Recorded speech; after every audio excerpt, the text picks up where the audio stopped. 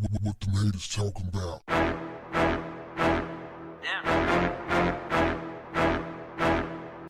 What's up, family? Straight out the gate, I was pulling for Chris Rock to have a great performance during his Netflix special, Selective Outrage. But I'm going to call a strike, and a ball. I'm not with the slave jokes, fam. My commentary has absolutely zero to do with Will Smith. I'm not picking a side one way or the other. This is about how we view ourselves and how we project those views to the rest of the world. I got a lot of homies who are comedians, and some of them have told slave jokes, and I have told them, I don't like that. I don't like that at all. Ain't nothing funny about a slave joke to me. If you want to get my attention, if you want to turn me off, if you want to really make me angry, and I'm at your show, a comedy show, say something about slavery and make it funny, or try to make it funny. And I'm going to have a problem with that. See, if not for that, we're not even in the position that we're in. We have a much better life all around the globe. The pain and suffering, the loss that we took with slavery is immeasurable. Ain't nothing funny about it. And for all you people out there that's talking that it's just joke stuff, anybody can get it, anybody can be a target of a joke. I ask you, why don't the comedians crack Holocaust jokes? Millions of people were killed there. There were people subjugated, people raped, innocently murdered, men, women, and children uprooted from their homes, from their countries, tortured, put in ovens. Ain't nobody cracking jokes about that. I wonder why. And so why is it that black comedians lead the charge in cracking slave jokes? I'm not cool with that, man, and I don't care what none of y'all say about it. Some of y'all, you're too sensitive, man. Everybody, it's just jokes. It's just jokes. Yeah? If your mama was murdered and raped, if somebody told a joke about it, would it be funny? See, that's how serious I take it. Because our ancestors were murdered and raped. Our babies were fed to alligators. Our inventions were stolen. Our language was taken away from us.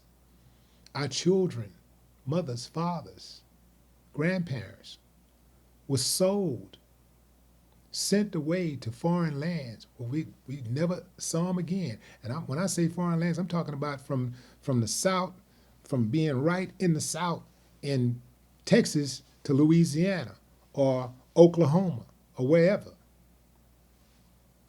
Never to be seen again. Have no traces. Right now, all of us, we can only track our ancestry for about 100 years or so, and then we run out. We run out of ideas. We can't piece the puzzle together because of what they did.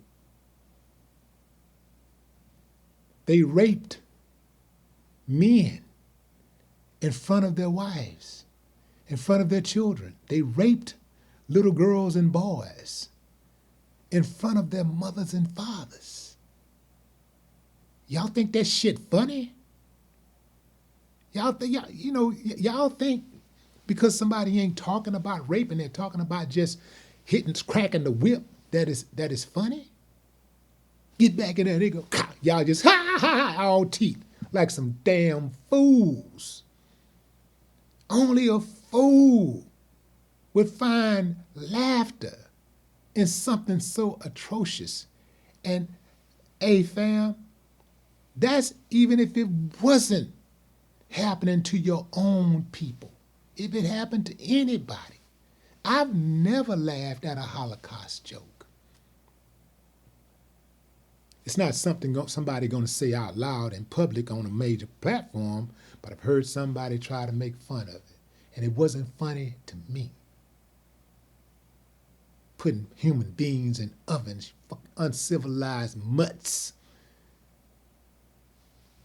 Putting babies on the firing squad, just killing people for no reason other than their religion or their skin color.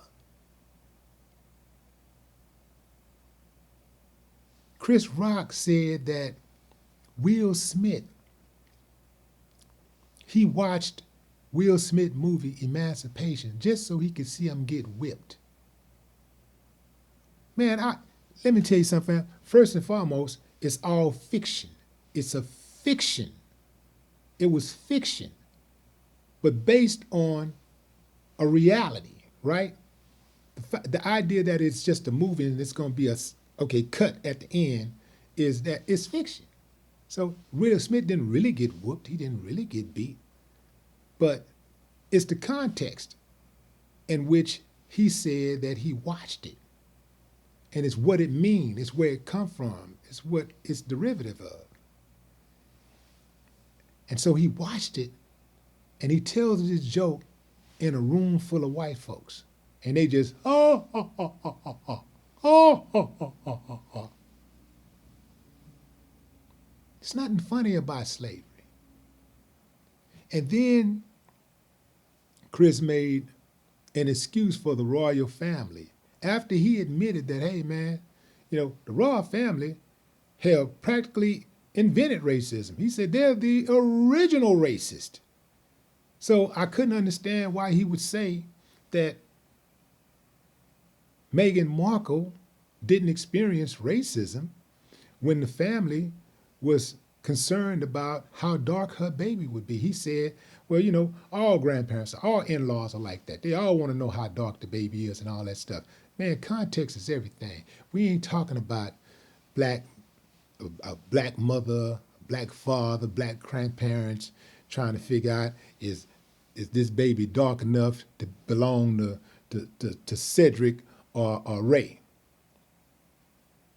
We talking about people over here, historical racists, who are having a discussion about their black daughter-in-law or new in-law having a baby with one of theirs, and that baby being too dark to be accepted by them. That's racism, man, and to act like it ain't no big deal, to try to be dismissive of it just for a joke. Because I do believe he said it just to get the joke out, just so it could be funny. But sometimes I have to question, is these jokes just to make white people feel good? You said the joke, and at the end of the day, make sure white people feel good no matter what. Just like at the very end, where he talked about white folks, somebody asked him, why didn't you hit him back? And he said, because I got a mother, and because I was taught, I'm paraphrasing, I was taught to not fight in front of white people. Who are white people that you can't fight in front of them? So it's cool to fight in front of your own folks. It's cool to act a damn fool in front of your own people. But when it comes to white folks, oh, I got to raise the bar. I got to be on my best behavior. Why? It sounds like to me he's saying that they're better than him, that they're better than black folks. That type of attitude is akin to people saying, love don't hurt. You don't hurt the people you love. Nah. What we do, we hurt the people we're supposed to love. So we'll treat people that we are supposed to love or who we claim to love like doo-doo. But somebody that you barely know or don't know at all, you elevate them. And you're on your best behavior when you're around them. You roll out the red carpet for them. Treat them like royalty. That don't even make sense to me. What is the benefit of me loving somebody if other people get treated better? I think if I say I love you, you should have more benefits than somebody that I don't love or somebody that I don't claim to love. Or I said I didn't love, right? We'll put hands, we'll harm people that we say we love. And people that we say we don't love, we don't get along with, we avoid contact with them. That don't make sense to me.